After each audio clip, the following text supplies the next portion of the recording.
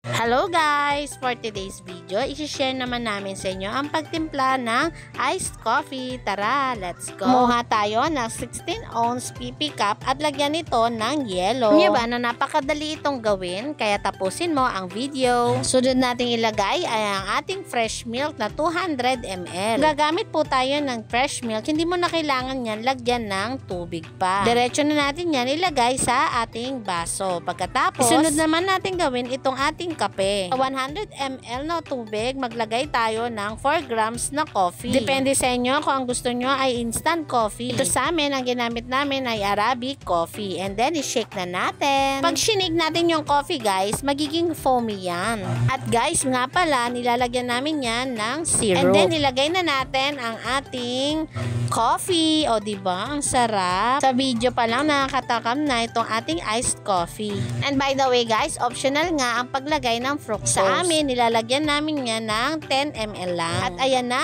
ganun lang kadali gumawa ng iced coffee. Kaya, pwede mo na itong idagdag sa inyong menu. Thanks for watching. Bye-bye!